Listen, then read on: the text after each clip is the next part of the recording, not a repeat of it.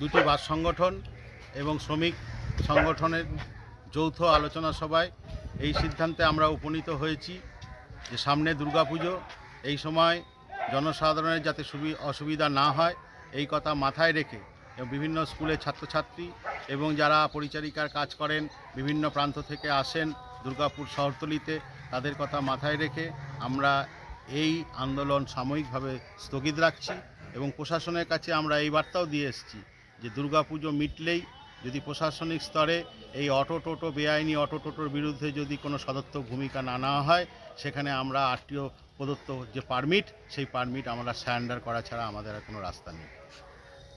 কথা প্রশাসনকে জানিয়ে এসেছি যে কাল থেকে যদি সমস্ত জায়গায় যেমন প্রান্তিকা বাসস্ট্যান্ড, দুর্গাপুর বাসস্ট্যান্ড, এগুলোতে যাতে পুলিশ পিকেট দেওয়া হয়, যাতে কোনো অশান্তিকর পরিবেশ যাতে না হয়। অটোদের সিদ্ধান্তের কথা আমি বলতে পারবো না, ওনাদের সিদ্ধান্ত ওনারাই জানাবেন। ঠিক আছে, আমরা আমাদের সিদ্ধান্তের কথা জানিয়ে দিলাম। আপনার নাম Alok Chatterjee, general secretary, Durgapur sub division minibus. দুর্গাপুরের সমস্যা কেটে গেল, দুর্গাপুরের পরিবহন সমস্যার প্রায় সমাপ্তি হলো, মিনিবাস আবার পথে, সাধারণ মানুষ স্বস্তিতে, প্রশাসন স্বস্তিতে, শাসক দল স্বস্তিতে। কিন্তু বাস্তব কি এটাই? না। অবৈধ টোটো এবং অবৈধ অটো, এই অবৈধ শব্দটা শুনতে শুনতে একটি শিশু বড় হচ্ছে, কিন্তু সে যখন যৌবনে পৌঁছাচ্ছে তখনও দেখছে এই অবৈধ টোটো, অবৈধ অটো, অবৈধ টোটো, অবৈধ অটো বাজারে চলছে। প্রশাসন ঘুমুচ্ছে, শাসক দলও ধ্যানমগ্ন, কিংবা প্রশাসন ধ্যানমগ্ন, শাসক দল শীত ঘুমে। বাস্তব সমস্যা হলো দুর্গাপুরে গণপরিবহন ব্যবস্থার কোনো সুনির্দিষ্ট দিক নেই এবং আপাতত ভ্যাকসিন দিয়ে কোমা রোগীকে বাঁচানোর চেষ্টা চলছে। দুর্গাপুরের পরিবহন সমস্যার মূল সমস্যা দুর্গাপুর টাউন এবং টাউনের সংলগ্ন গ্রামগুলিতে যে যোগাযোগ ব্যবস্থা, তা অতীতে ছিল বাস নির্ভর ডিএসটিসি, দুর্গাপুর স্টেট ট্রান্সপোর্ট কর্পোরেশন। এখন দক্ষিণবঙ্গ রাষ্ট্রীয় পরিবহন সংস্থার হাতে এটি ডিএসটিসি উঠে গেছে সিপিএম আমলে। এখন প্রশ্ন, দুর্গাপুরে আরও 14টা বছর তৃণমূল শাসন করছে। স্বাভাবিকভাবে দুর্গাপুরে কোনো লিডার নেই।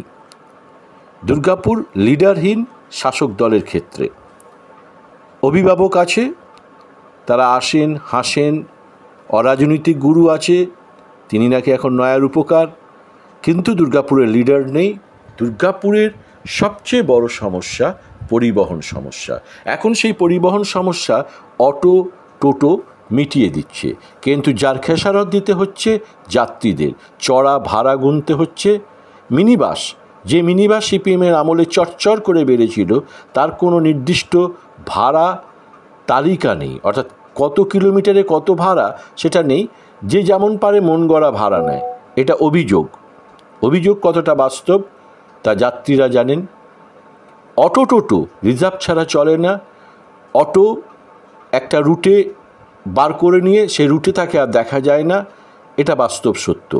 এটা দুর্গাপুরের বুকে চোখ রাখলেই দেখা যাবে যে বিধাননগরে অটো চলছে, তার অটো রুট হচ্ছে কোনো একটি গ্রামীণ এলাকায়, সে গ্রামীণ এলাকা সেই চালক দেখেইনি হয়তো কোনো দিনও। সমস্যার সমাধান করতে গেলে দুর্গাপুরে টাউন সার্ভিস করতে হবে। টাউন সার্ভিস করতে কি শাসক দল আদৌ কোনো সুনির্দিষ্ট নীতি বা পন্থা নিয়েছে? না। এসবিএসটিসি এখন একটা চমক দিতে শুরু করেছে, দূরপাল্লার বাস, দুর্গাপুর থেকে দীঘা, দুর্গাপুর থেকে কলকাতা, কিন্তু দুর্গাপুরের এজন থেকে বিজন বা দুর্গাপুরের 8B রুটে কোনো সরকারি বাস নেই।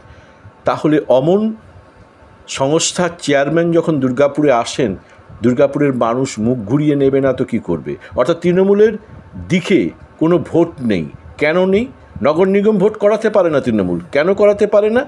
না, দুর্গাপুরের মূল সমস্যাগুলির সমাধান তৃণমূল করতে পারেনি, মমতা বন্দ্যোপাধ্যায় করতে পারেননি। বলা ভুল, মমতা বন্দ্যোপাধ্যায় বা তৃণমূল করতে চেষ্টা করেননি।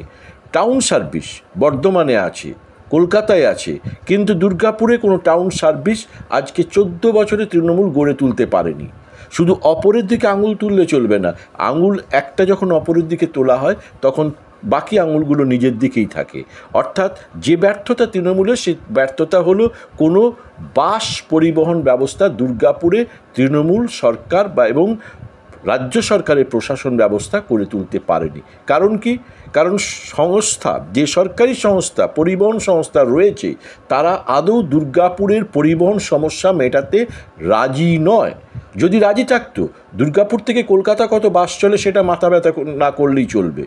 দুর্গাপুর থেকে কলকাতা যেতে গেলে বেসরকারি বাস যথেষ্ট, কিন্তু দুর্গাপুর থেকে দুর্গাপুরের অন্দরে বা দুর্গাপুর থেকে যে কোনো গ্রামীণ এলাকায় যেতে গেলে সরকারি বাস প্রয়োজন, একটি সুনির্দিষ্ট ভাড়ায় সরকারি বাস প্রয়োজন। সেটা কিন্তু তৃণমূল করে তুলতে ব্যর্থ। এত বড় যে ধর্মঘট 3 দিন হয়ে গেল, তাতে কিন্তু প্রশাসনের খুব একটা মতিগতি বুঝতে কেউ পারল না। প্রশাসন যে খুব একটা উদ্যোগ নিয়েছে তা করতে পারল না। প্রথমত একটাই কারণ, প্রচুর ভোটার, টোটো চালকদের প্রচুর ভোটার, ভোট হারাবার ভয়ে এই অবৈধ টোটো এবং টোটোকে নিয়ন্ত্রণ করার, বৈধ টোটোকে নিয়ন্ত্রণ করার চেষ্টা শাসক দলও করেনি এবং প্রশাসনও করতে নারাজ। যেহেতু শাসক দলের নির্দেশ নেই, অতএব প্রশাসন চুপ করে ধ্যানমগ্ন অবস্থায় আছে। এখন প্রশ্ন, আদৌ কি নির্বাচনের আগে ঘুম ভাঙবে তৃণমূলের অভিভাবকদের, লিডারদের, রাজ্য সরকারের প্রশাসনের, যে দুর্গাপুরের বুকে একটা টাউন সার্ভিস দরকার। দুর্গাপুর থেকে দুর্গাপুর সংলগ্ন গ্রামীণ এলাকায় যেতে গেলে একটি সুনির্দিষ্ট বাস দরকার এবং তার দায়িত্ব সরকারকে নিতে হবে। অর্থাৎ স্টেট ট্রান্সপোর্ট কর্পোরেশন যদি বাস চালায় তবেই এই সমস্যা, গণপরিবহনের সমস্যা মিটতে পারে। না হলে যাত্রীদের রিজার্ভ করে বা চড়া ভাড়ায় অটো টোটোর উপর নির্ভর করতে হবে এবং অত্যন্ত মানসিক অত্যাচারের মধ্য দিয়ে যাত্রীদের যাতায়াত করতে হবে অটো টোটোতে।